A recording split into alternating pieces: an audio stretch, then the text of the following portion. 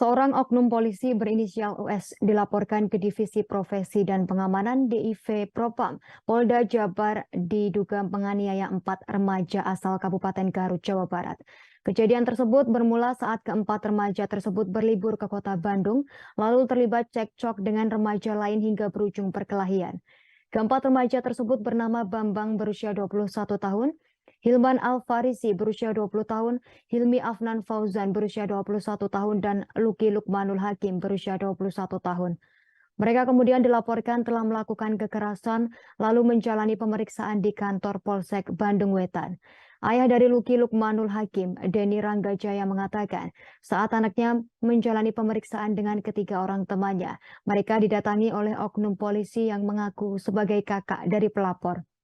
Ia menuturkan selain mengalami intimidasi, anaknya juga mengalami penganiayaan oleh oknum polisi tersebut.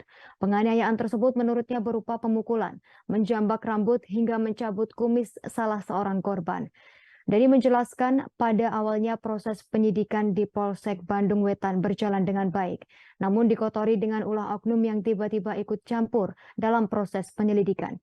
Ia kemudian melakukan pelaporan ke Propam Polda Jabar atas perlakuan oknum polisi yang mengaku sebagai ajudan wakil Gubernur Jawa Barat. Jadi berharap laporannya ditindaklanjuti dengan serius lantaran telah mencoreng nama baik institusi Polri.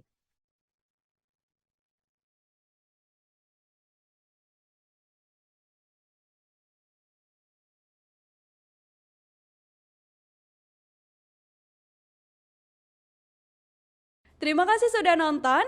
Jangan lupa like, subscribe, dan share ya.